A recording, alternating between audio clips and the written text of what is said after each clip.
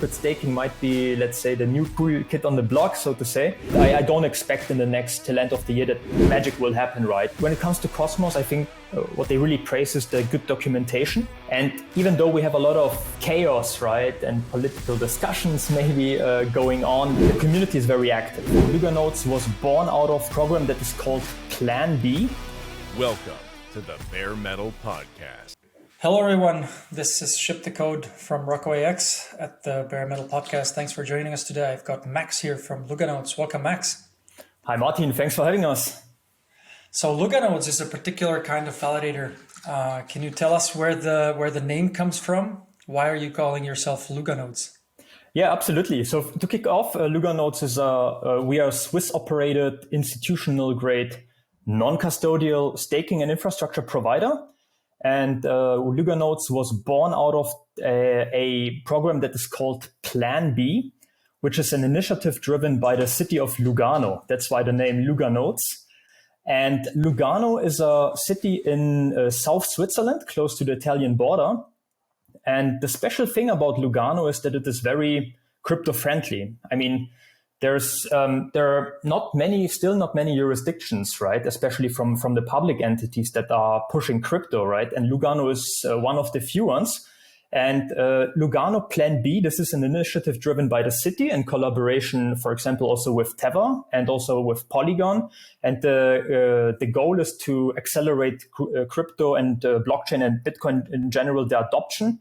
And they do it by having allocated 100 million Swiss francs into this Plan B summer school, from which Luganodes, as a first startup, was born out of about 13 months ago.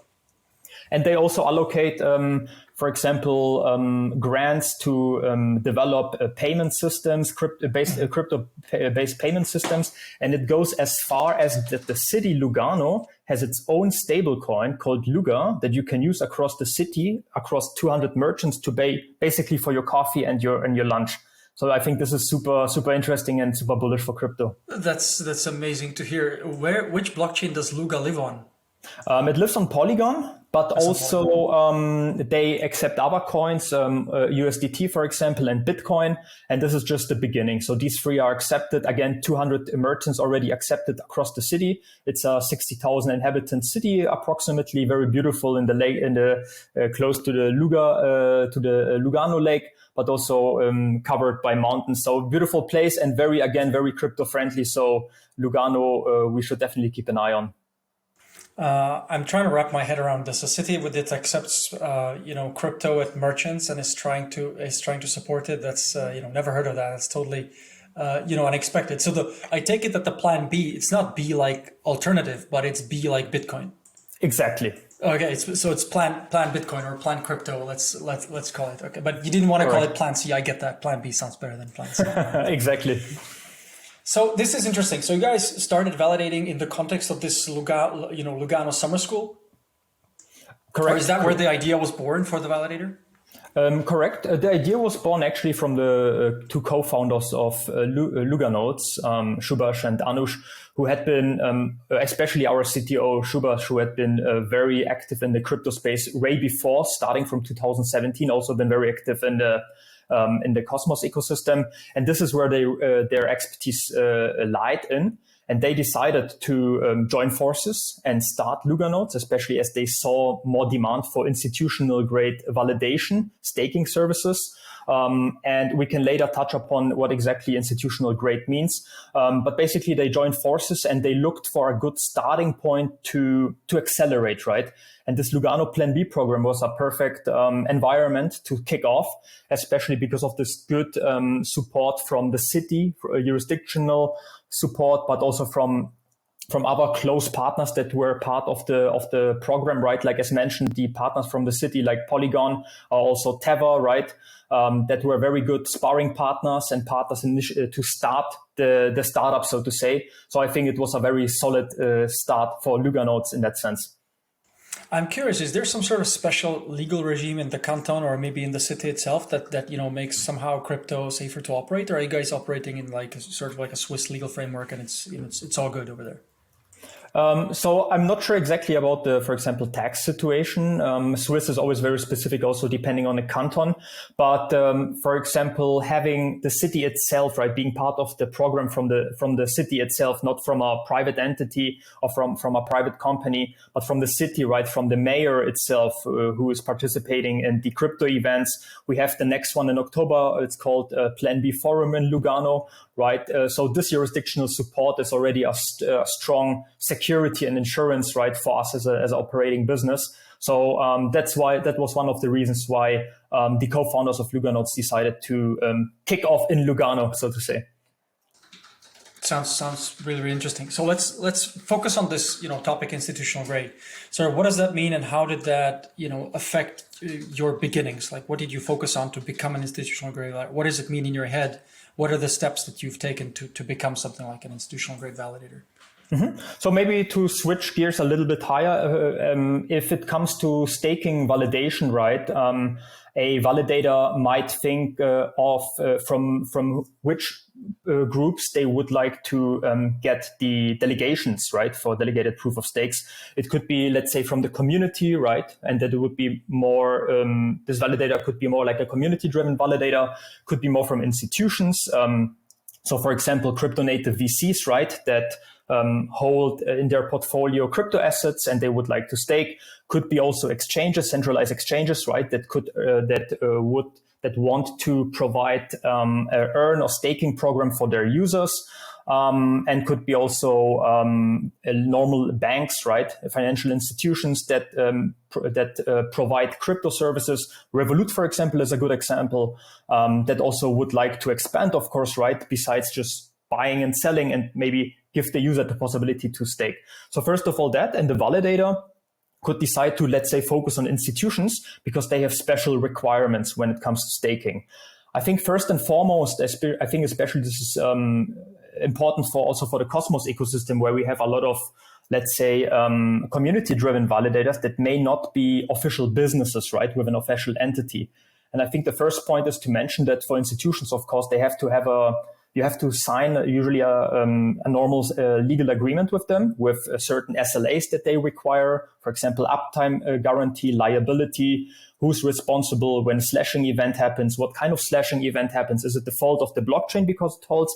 Is it the fault of the institution? So they need to make sure to be prepared for the worst case scenario, because the money that they stake is not theirs, right? VCs have limited partners in the back. The exchanges, this is the money of the users. So they must be prepared for these worst cases. So they must make sure that the counterparty who they stake to, for example, is liable to some certain degree for certain use cases. So it starts off to have an official business as a counterparty, and then it starts to go deeper with that. So you guys started out, sort of building out these contractual structures, or understanding what sort of SLAs and what sort of, let's say, certifications these institutes would have very early on. Was it like, did you guys first build the first server, or did you guys first figure out, how would we structure this business? What are we looking at here? What are these guys going to ask us if they are to stake with us, significant amounts of money? Yeah, absolutely. It was both ways. And for us, luckily, maybe coming back to the Lugano Plan B story, we had, from the very beginning, we had a inquiry, so to say, or a potential partnership with one of the biggest exchanges, very popular one in Europe, but also around the world. And basically this first potential client, right, of Luganodes, they were a very good sparring partner, because they actually said, hey, if you would like to work with us, we like your technical setup that you already showcased during Plan B, right, the school, but this is what we need, A, B, C, D, etc., right, on the legal agreement, on the legal side, but also more on the technical side, liability side. So it was a very good drilling process for us that we kicked off, actually not with the community or with anonymous delegators, but actually with a very serious big business in exchange, right, that guided us in the right direction. And their requirements are usually very high standard, and this is usually, you could say, enough for other potential clients that then followed. Interesting. I can see that NDA is part of the contractual agreements, because you're not saying who the exchange is. So yeah, it's part of the game. Absolutely, Martin. let's look at the operation side. I guess, being institutional, you have a particular way of picking, new networks or new projects. Can you sort of elaborate how you guys decide on, what networks to join? Do you have some testnet participation, or do you have some process to identify these, or does it come from the business side?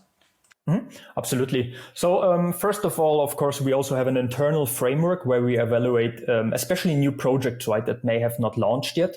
And we as Luganodes, even though we are institutional grade, and again, we usually work with crypto native VCs and exchanges, etc., we still, or let's say our culture is to also get involved as early on as possible in new projects and also be active, right? It could be not only governance, but also, especially during testnets, you have a lot of problems and bugs coming up. And it happened already in the past where we identified problems, but also helped solving them with some logs, right? Also with some potential solutions that was proposed.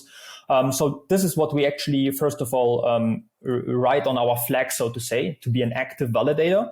And besides the usual due diligence, let's say on a technical side, we also do a due diligence on the founders, right? What they have done in the past, where they're coming from. And another critical aspect is, for example, to see who their backers are. Luganodes is bootstrapped, right? So we are big fans of bootstrapped protocols as well, right? But if there are certain investors and backers, right, they could be a good sign, as they have also their due diligence, that this is a very promising project. So we put even more resources into it to do a further due diligence then.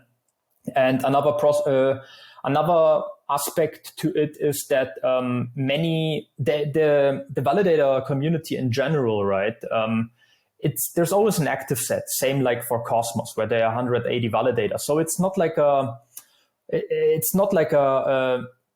highly competitive business in that sense that either Luganodes win or Rockaway wins or Figment wins or another validator. But usually there's enough space for most of the validators, right, who do a good job. So sometimes we are also connected with other validators, and sometimes we also ask our network, right, of our validators, of our infrastructure providers, if they have looked into it, right, what they think about it.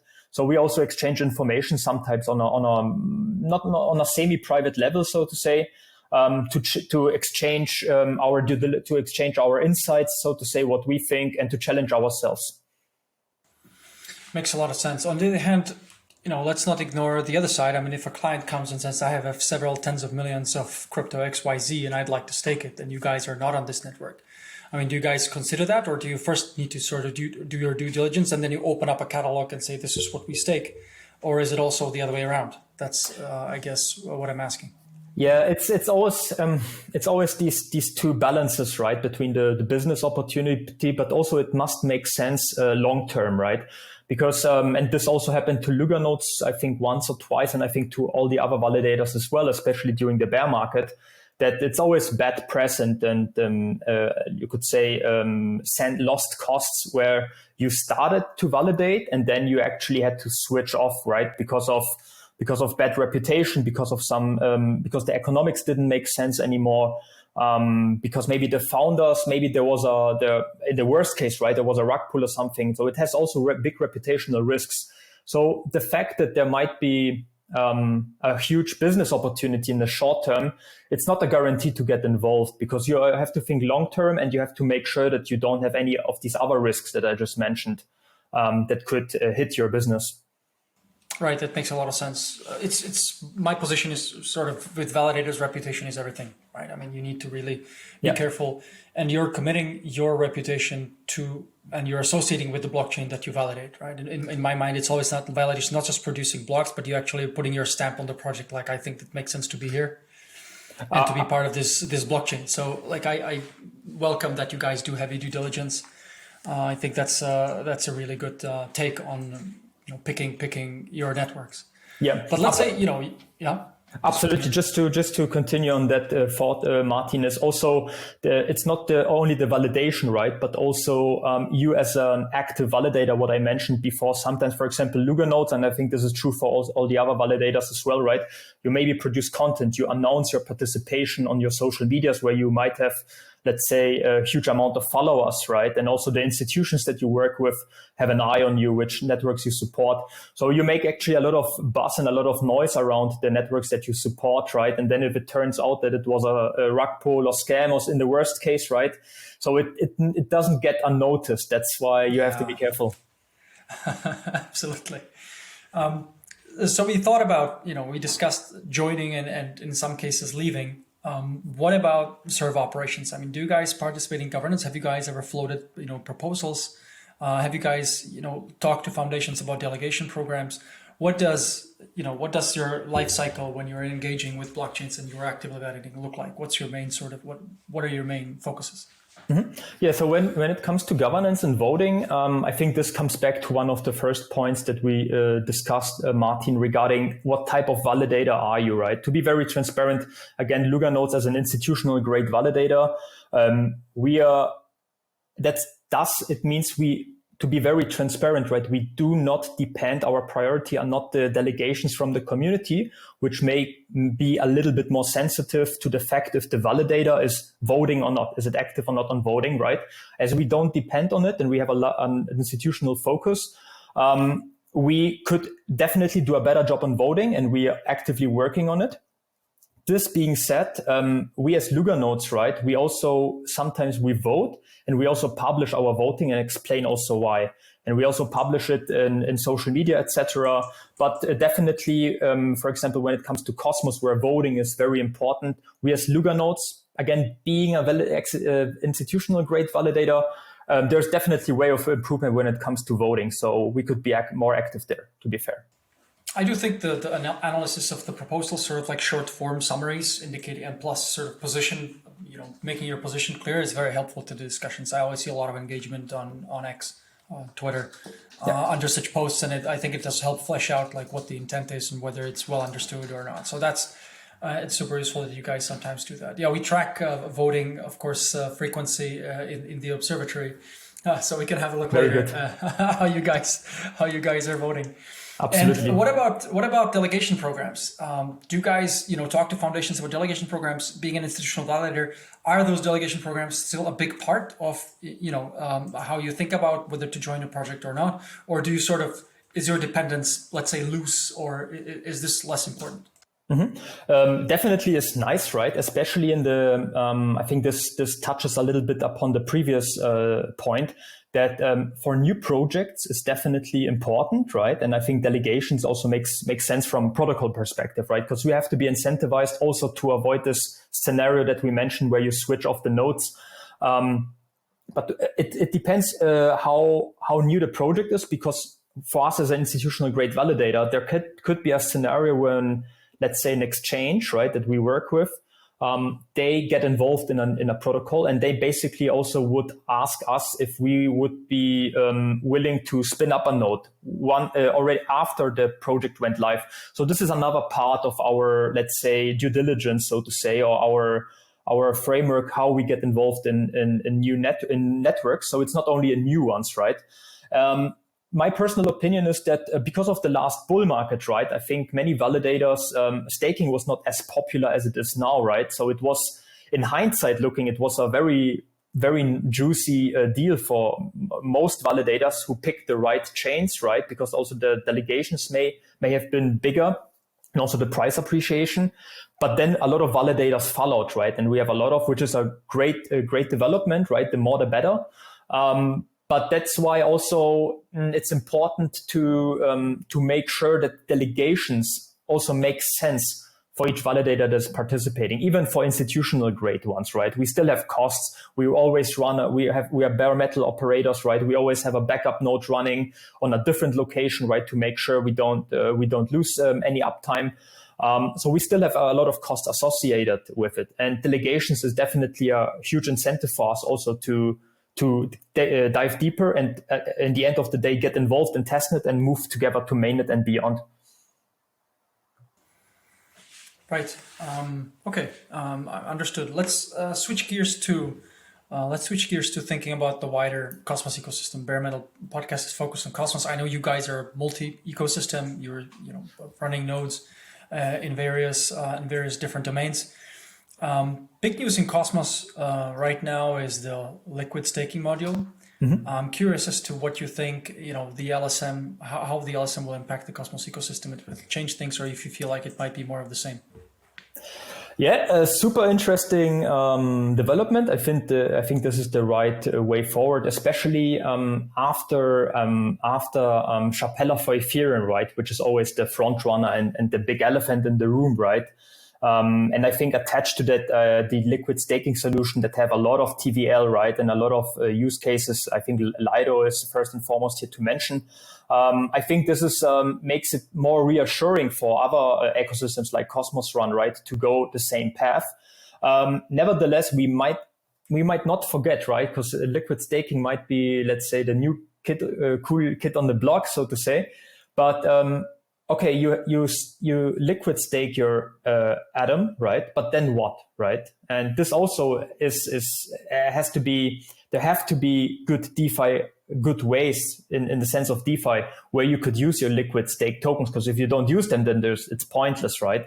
So the story doesn't end with the module, right? But it must go on. Absolutely, I agree. So I guess the question is, where does the flywheel start? Like, do you feel that liquid staking and the availability of all these like liquid stake derivatives will sort of kickstart DeFi? Do you think that's going to create like a rise of DeFi in Cosmos, or do you feel it has to be somehow the other way around? I don't know. It has to come from elsewhere, and just having those liquid staking derivatives isn't really gonna change things. I don't know if you have any opinions on this side. Yeah, I think the time that we're currently in, right, and I think it's a bear market for all of us, right? So it also doesn't help, right, to bootstrap liquidity, etc. So this first of all to mention, but of course the liquidity for the DeFi project, right, where you could use the liquid stake tokens, they have to emerge first of all, they have to grow, and also as individual stakers are, right? You don't want to be the first who tries it also and it doesn't work, right? So you also have to have these innovators who using it then, and then the early adopters, late adopters, etc. will follow too, while the liquidity and the products for this liquid stake tokens, right, increase as well. So it will take some time as always, right? So I'm curious to see how it will go over the next 6 to 12 months, especially when potentially the market will turn, hopefully. But at the moment, I don't expect in the next till end of the year that magic will happen, right? And that we have a huge liquidity and a huge use cases, but it takes time step by step. Which brings me to a sort of wider point here. How would you compare Cosmos to other ecosystems? I know that's a big question, but what I'm simply interested in is sort of top of mind, right? I mean, if you think of Cosmos versus, I don't know, Ethereum, or Cosmos versus Polkadot, what are the things that come to your mind where Cosmos is like really different or somehow better or somehow, needs to catch up?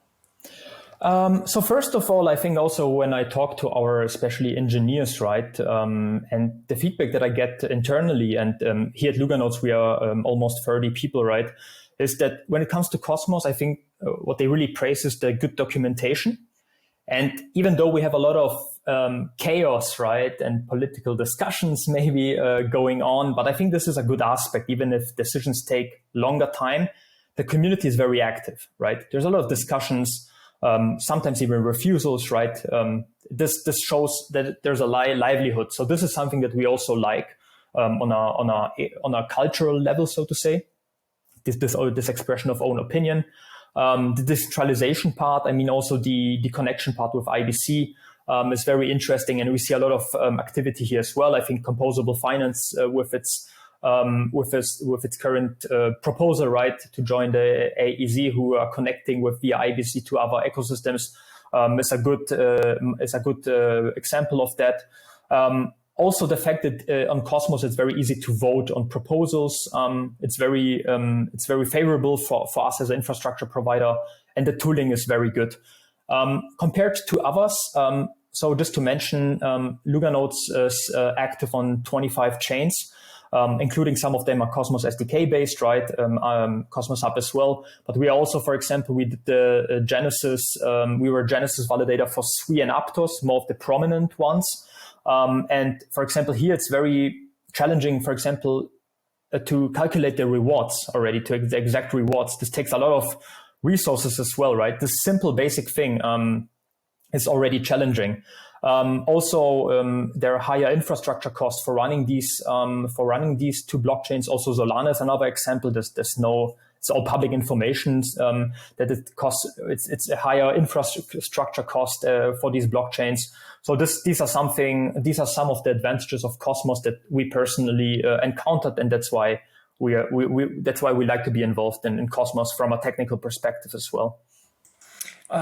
Those are interesting comments. I'm curious also from the institutional perspective. I guess, it's always fun to have lively discussions, but don't your institutional customers sometimes come up and say, hey, this there seems to be a little too much chaos inside Cosmos. I feel uncomfortable, having my token stake. Does that ever happen? Or is this sort of like an arm's length relationship? They just stake with you guys and just forget about the stake and just go on doing their business. Do you guys ever get sort of fallout from these, high DPS discussions? For Cosmos, no, actually not, because I think to be frank, right, and this is my impression, is that they also have other priorities, right? So I think it's no surprise if I say that some institutional investors may not follow the scene every day, right, being active in the forums and the proposals. But sometimes we, of course, reach out to them, not only for Cosmos, right? And if there's some important voting, we also, based on the agreements that I mentioned in the beginning, right, we would propose them the proposal, right, and then basically ask if they have an opinion on that, if they would like us to vote or ignore it. And this is also part of the reason why, for example, institutional grade validators may not be as active, because there are some legal agreements that also tie us to, let's say, not vote, to avoid any reputational risk again. And this is commanded by the clients in the back, sometimes by legal agreement. This sort of answers the questions I was going to have, which is like, do you guys ever have sort of interactions around not voting? So this makes total sense. I'm expecting some entities to be voting agnostic. And we also see a lot of this in the Observatory sometimes. It's a combination of really large stake indicating an institutional validator, but the voting activity is super low, even zero in some cases, where it's clear that there is either like an obligation or just like an intent not to vote here, because they don't vote pretty much anywhere. But I guess that comes with being an institutional sort of validator, right? The money is not yours, and you have clear contact with your delegators who are expressing their wishes to you guys. Absolutely, and again, I'm not using this as an excuse, right? Even institutional grade validators should ideally vote at least on the more important votes, and we have internally really a program going on how we could improve it. And one of the first steps was to also publish some of our votings and explain, right, to also get our followership and our clients used to us voting. So put us a little bit in the front line, right, to increase our voting. But again, there's a lot of room to improve for most of the validators, right, especially the ones that are not community driven or community dependent, so to say. And this governor role, right, that has been discussed is super interesting. And I think even we as institutional grade validators, we all inside feel that it would make a lot of sense, right? Because the absence of voting is something it doesn't feel right, if you understand what I mean. So I'm very curious personally to see how this could evolve, where these roles could be maybe split, right? And yeah, it's a very interesting discussion. I'm curious on where the space is going to move here, because there are arguments for both sides, right? On one side is the specialization argument, where validators will be focused on infrastructure and producing blocks, and then governators will be focused on the politics. On the other hand, it feels like if you're not doing the tech work and you're not close to the infrastructure, on some of those proposals, it feels like, you really need this insight, and you need to get your hands dirty to be able to go and vote and just say like, hey, should we add a, smart contract platform on top of the chain or not? That sounds like a technical question. So for some proposals, it does feel like it makes sense. Like, you want to get the governators in the room, have a large discussion and have them focus on it and just work it out, because it's maybe organizational or political. But yeah, I'm curious to see where this discussion is going to go. So I have one final question. What are the main projects you guys are excited about, around Cosmos now, or even outside of Cosmos, actually? What are the things that you guys are keeping your eye on, where you're feeling like, new interesting projects will come?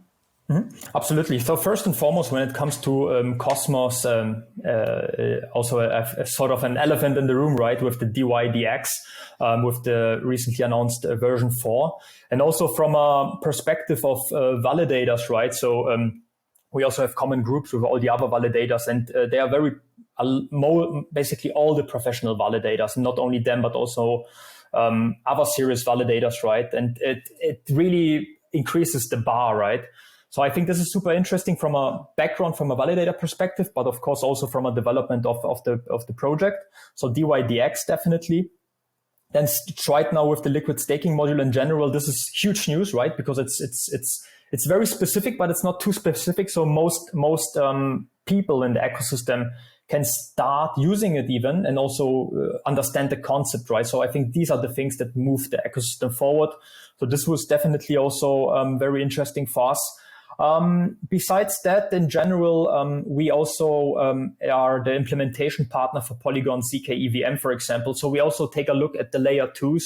I think Aleo is also interesting to mention, but there are also other specific layer 2s launching that are using, for example, Polygon's CDK, chain development kit, right? So layer 2s, ZK chain layer 2 solutions are for Luganodes specifically also very interesting, besides the other projects that I just mentioned, for example, DYDX or Stride. Sounds super interesting. So here's wishing the best of luck to you guys. Hope you all the success in the future, and I hope Lugano stays aligned with crypto. That's really amazing to hear. I have to look this up online. Absolutely. That's pretty amazing. So finally, thanks for coming on, Max. It was a great discussion, and hope to have you here again soon. Absolutely. Thanks for having us, Martin. Bye.